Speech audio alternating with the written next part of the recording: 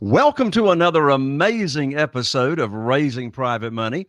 I'm Jay Conner, your host, also known as the Private Money Authority, and I'm so excited about the guest that we have joining us here on the show today. So, of course, this is the podcast where we talk about raising private money for your real estate deals without ever having to ask for money. Well, let me ask you a question.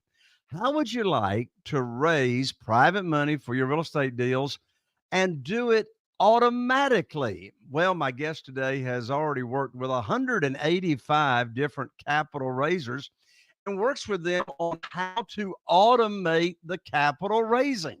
Boy, is this going to be an exciting interview. Well, my guest, he's a speaker, author, entrepreneur. He's a limited partner, real estate investor as well, podcast host. In fact, I was on his show not too long ago. And so we're going to be digging deep as to how to automate your capital raising in just a moment. You're going to meet my friend and guest, Jason Wright, right after this. If you're a real estate investor and are wondering how to raise and leverage private money to make more profit on every deal, then you're in the right place. On Raising Private Money, we'll speak with new and seasoned investors to dissect their deals and extract the best tips and strategies to help you get the money, because the money comes first. Now here's your host, Jay Conner. Well, Jason, welcome to the show. It's great to see you again. Good to see you as well. Thanks for having me, man. Absolutely. I can't wait to dive in, and my audience can't either. They can't wait to hear how in the world do you go about automating the capital raising process. So before you pull back the curtain and reveal the answer to that, how did you get into this area? I mean, you're a digital marketing automation expert. Yeah. How did you get into this space? Yeah, kind of by accident, to be honest with you. So like you said, marketing automation is my focus and has been my focus for almost 9 years. And once upon a time, I did some work for a capital raiser. Didn't even really understand what that was at the time. And a while later, I met Hunter Thompson from Raise Masters as he was getting that going, and had the opportunity to meet more people in this niche. And at the time, there wasn't really much of an automated system out there to help with this. So I learned the needs of these people and kept meeting more of these people, and kind of got into this community and just helped create a solution where there wasn't one there. So it's all about building and nurturing and maintaining relationships like any other kind of business, though, to be honest with you. Right. So would you say of these 185 capital raisers Mm-hmm. that you've worked with, would you say they're raising capital more for commercial projects, or are they raising capital for single family homes, self-storage, all the above? What kind of asset classes? Yeah, all the above. I'm going to say the most common that you hear about are multifamily, self-storage, RV parks. I'm hearing more about single family here recently, which is interesting. I've heard almond farms. I've heard, car washes. You can syndicate about anything, hotel conversions. So there's all kinds of good stuff. So those are just a few popular examples for sure. Right. All the capital raising that I have done has been in the space, and I started raising capital back in February of 2009. And all the capital raising that I have done personally has been for single family houses. And the type of deals that I do, it's called one-offs. And what a one-off is, for those of you that are listening or watching to the show, a one-off is you have a private lender or maybe two or three private lenders that are funding and loaning money on a single family property. They each have their own promissory note, their own deed of trust or mortgage, but that is in contrast or opposed to a fund. So it sounds like, Jason, most of your capital raisers that you work with, and it doesn't matter, it's all the same money. Yeah, most of them have been raising money for their syndication and for their funds, right? Yeah, it was all you heard about 2 or 3 years ago. At least the people I worked with was syndications, but it's been a lot more common for people to use, whether it's SPV funds or fund to fund models. So you hear both, but like you say, it's really the same in that it's again building, maintaining, and kind of improving those relationships with your contacts, your investors. Yeah. Well, with all those capital raisers you've worked with, what's on the low end as far as the amount of money or funding they were looking to raise, and they used your automation process, Yeah. to the top end? Like, what's the high end that they've done?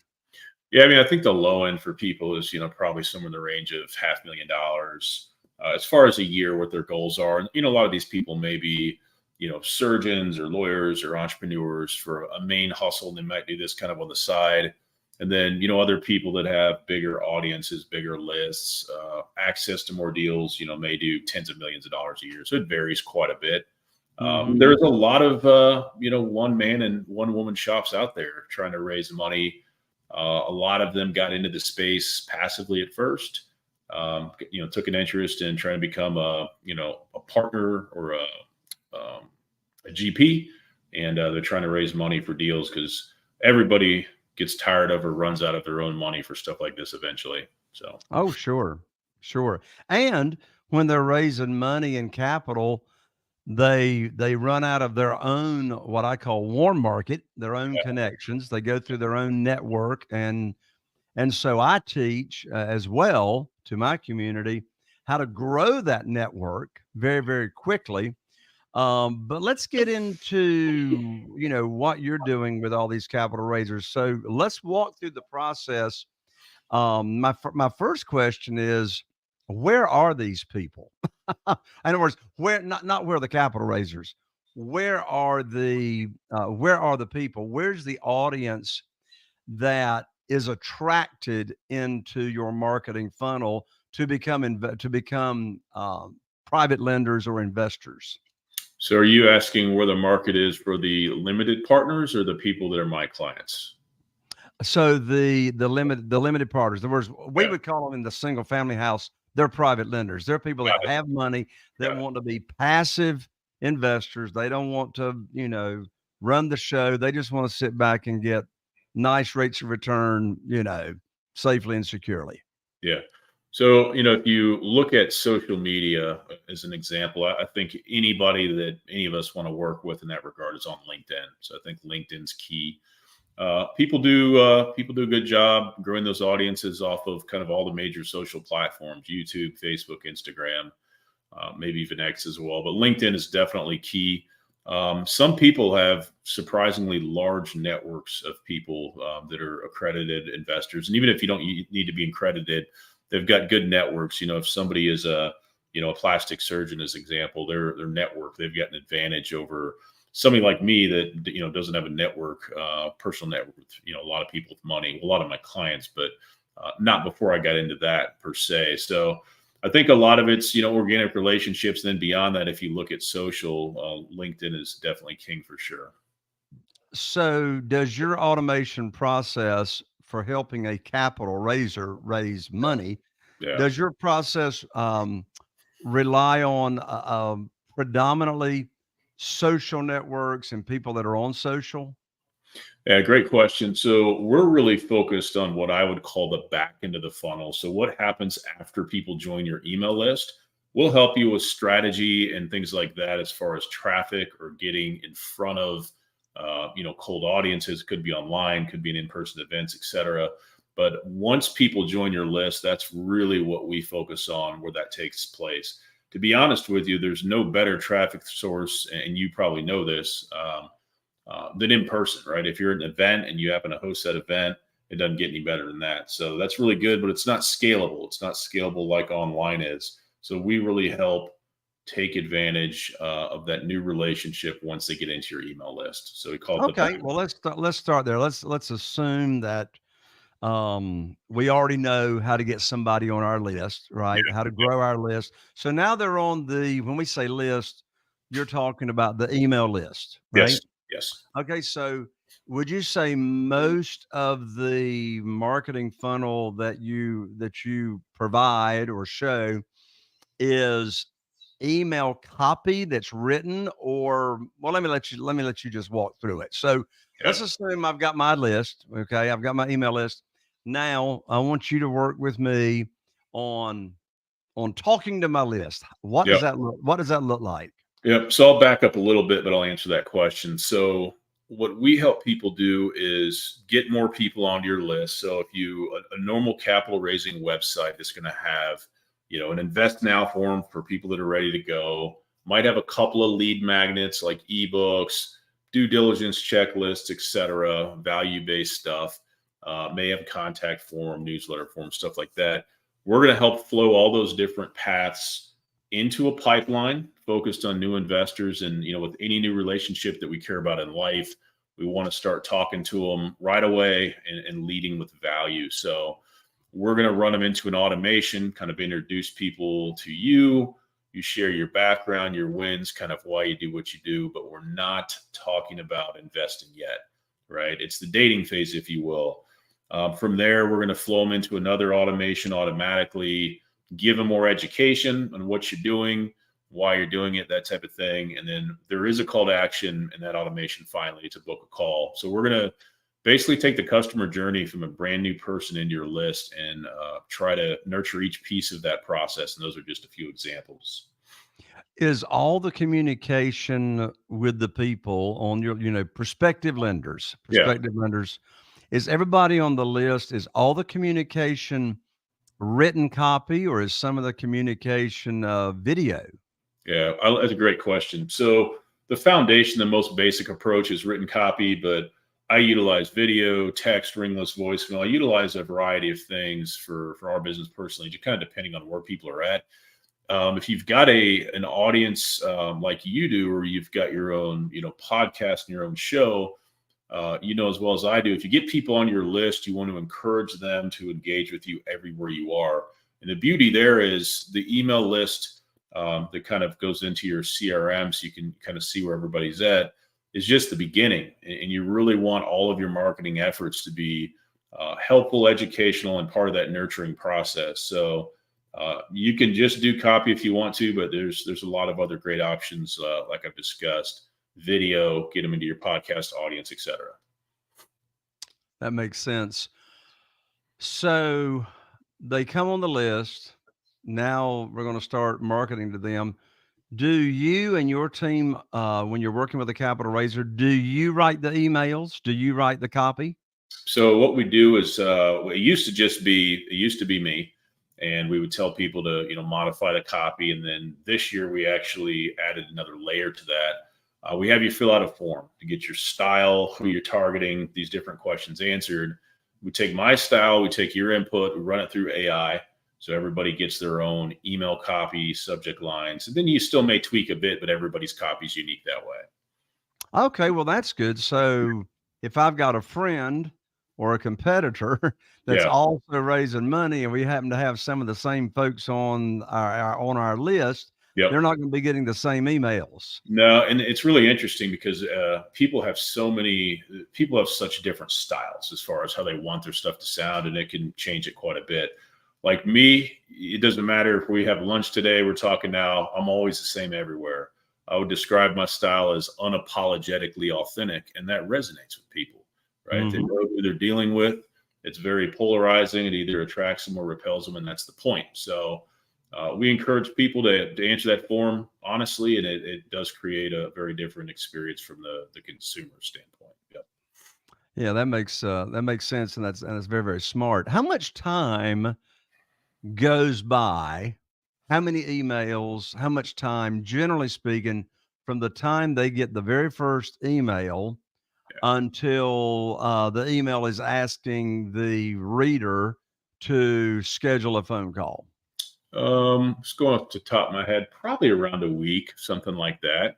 Okay. And here's the beauty about it. Since I built it all from scratch, so we built it in either ActiveCampaign or another program called Go HighLevel. The market kind of demanded HighLevel, so we do it in either one. Yeah, I actually use Go HighLevel in my business. Okay, there you go. So we give people a great foundation, and what I remind them of is, hey, since I built this, any little piece of this can be modified. You might want to do this piece longer. Just tell me, and we'll make it longer. So It's a really nice, clean, moldable ball of clay is how I describe it. But once people start getting nurtured to book a call, let's say they don't do that, which is fine. They're going to end up on your main list anyway. And that's why it's so important to be sending out at least 2 newsletters a month. They're going to forget what you said, but they're going to remember they heard from you. That brand awareness piece is more important than ever, because every one of us get inundated with marketing stuff in every facet of our life every day. So Yes. I preach touch points over content, because people are going to forget what you said, because it's impossible to retain everything, but they'll remember they heard from you. So, Right. So are they getting when they were first come on the list, are they getting an email like every day? the first couple of days, and again, we're not selling anything. We're not telling them to book a call. We're just sharing our story. We call it a welcome series automation. So I just checked this last week for my business. The one I have now has been running about 3 years. My open rates for email 1, 2, and 3 are in the high 70s. Wow. That's Nobody knows. very high. Very high. Nobody knows they're going to get it, right? Nobody opts into my welcome series, but I play into my favorite part about humanity, and that's curiosity. So I leave open loops at the end of my emails. They're like, what the heck is this guy talking about? And they want to keep going. So it is effective, but there's no trickery or anything like that. I'm just leading with value and telling my story, and gets people interested. Right. Of course, in my opinion, the most important part of an email is to get it opened. Yeah. And then, of course, to get it open, the only thing we've really got to work with predominantly is the subject line. Yeah. What advice would you give on crafting subject lines that gets the email opened?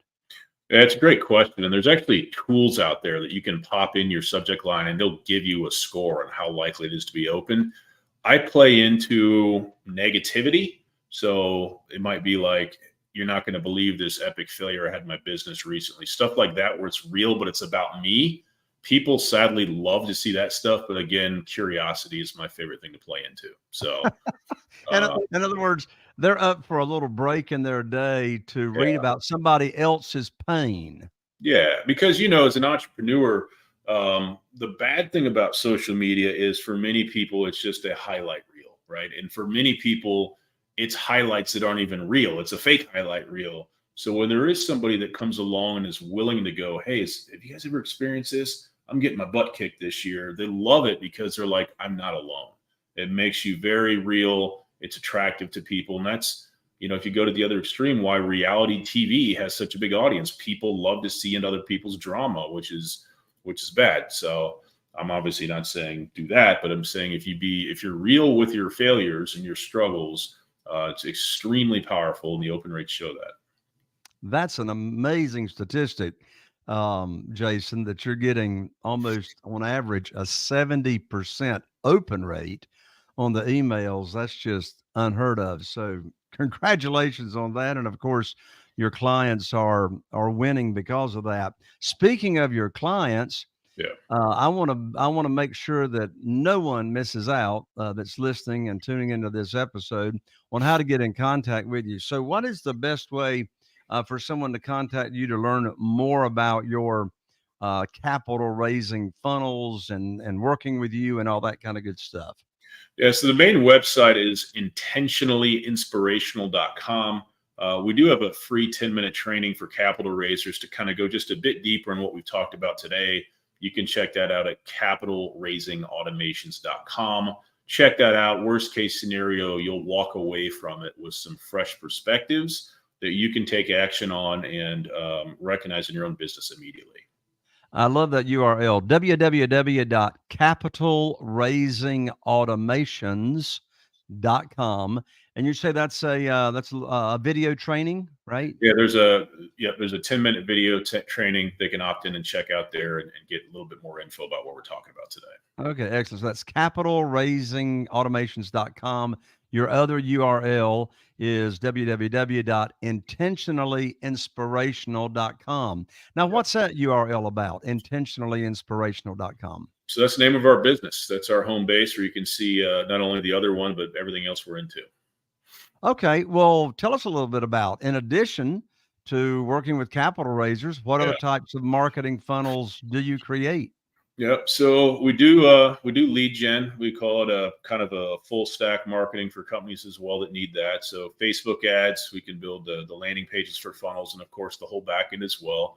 What I've been telling people recently is if you have a business and you have leads that need to be nurtured, we should probably have a conversation. So our skill set is universal, well beyond the capital raising niche for sure. But those are some of the things we're doing. Wonderful. What are some of the mistakes that you've seen um, people do? I mean, you've worked with a long list of clients, Yeah. but in the space of raising capital, what kind of mistakes have you seen operators make? Yeah. So one is not setting up some kind of a CRM and marketing automation. Doesn't matter if it's with me or anything. One is people are trying to build their business with legal pads and Post-it notes still and rotary phones, which doesn't seem real scalable.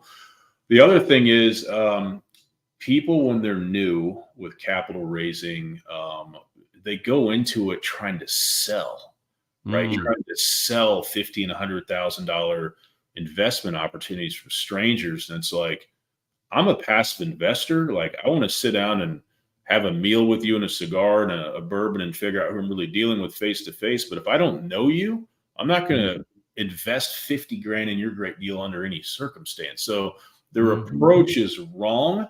They're looking to sell instead of looking to build relationships. A lot of people don't invest in their own deals, and I understand that they can't, but it's a difficult pitch if somebody's like, well, have you put money into this as well? And you're like, no, I haven't. Oh God. So I think they go into it with the wrong mindset. And the final mistake that I see is a lot of people get into this thinking it's a get rich quick opportunity for them. And if you talk to anybody who's been doing it a long time, when they get started, they generally have an existing full-time business or an existing corporate job that pays well. Asset or acquisition fees are not going to make you rich unless you're raising a huge amount of money. So, and obviously the big money's on the exits and the refis and that kind of stuff. So, Yeah. Well, I'm so glad that you brought up the point that this space of raising capital is not about selling. In fact, I say it all the time. In fact, I don't even ask my private lenders for money. I don't even pitch deals. And of course, I have a method of going about that where I don't even pitch the deal. The secret sauce to that is I separate conversations of my private lending program and what's the program look like and how they can earn high rates of return safely and securely without having any kind of a deal for them to invest in. I mean, there's no need to talk about a deal unless they like and trust me and like the program, regardless of the deal. Yep. And when I was on your show, I probably put on my teacher hat, which says private money teacher. Yeah. And I tell people all the time, this is all about leading with a servant's heart. It's about educating. It's about giving value. And there's no selling, begging, trying to persuade, trying to talk anybody in anything. In fact, when I am talking with someone, I have this picture in my mind of I've really got one foot out the door, ready to walk backwards and walk out. And anytime that I feel like I'm actually selling or actually pushing, I pull back because that's not what this is about. Yep. I like it. Another important point you made is that this is not about raising money overnight.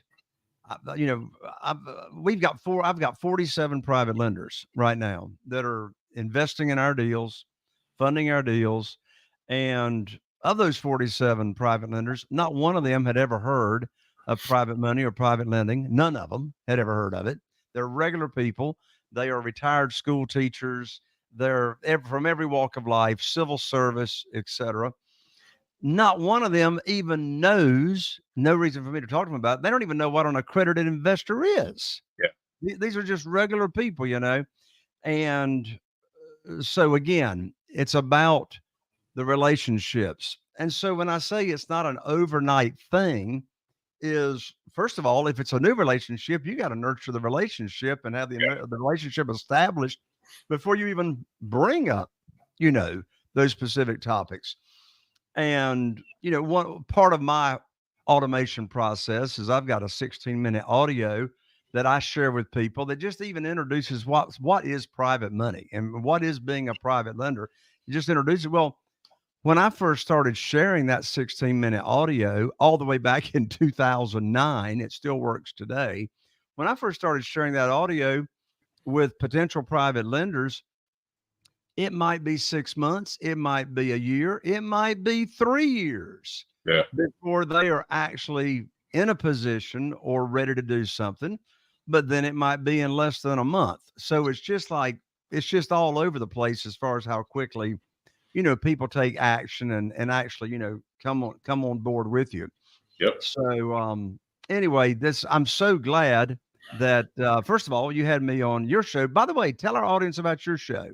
Yeah, so I have a podcast as well called Real Estate Investor Marketing Stories. And it's talking to great guests like Jay and kind of learning a bit about their path into real estate investing. And, we get into a little bit of the entrepreneurial piece, but a little bit into the marketing piece, kind of what's worked, what their biggest mistakes have been, things like that as well. So just something a little bit different to check out for sure. Yes. Well, it was great being on your show. You're a fantastic podcast host and interviewer. And so I'm going to give out the websites one more time, and then I'll let you have the final word, Jason. So Jason's URLs are intentionallyinspirational.com, intentionallyinspirational.com, and then specifically for raising capital for your real estate deals, it's capitalraisingautomations.com. Final word or any other advice you'd like to share, Jason, before we wrap it up?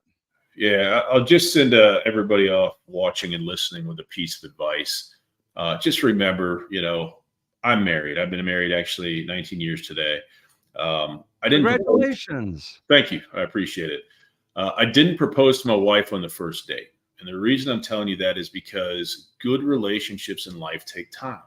And that's not just good advice for your neighbors and your friends, but also for your investors and the people you do business with as well. So give more than you take from a relationship and be patient, and good things can come out of that. Wonderful advice. Jason, thank you so much for taking the time to join me on the show. No problem. Thanks for having me. You got it. There you have it. Another amazing episode of Raising Private Money. I'm so glad you decided to join us, and I'll be looking forward to seeing you right here on the next episode of Raising Private Money. Are you feeling inspired by the knowledge you gained in this episode? Then head over to jconner.com/moneyguide. That's jconner.com/moneyguide and download your free guide that shares 7 reasons why private money will skyrocket your real estate investing business right now. Again, that's jconner.com/moneyguide to get your free guide. We'll see you next time on Raising Private Money with Jay Conner.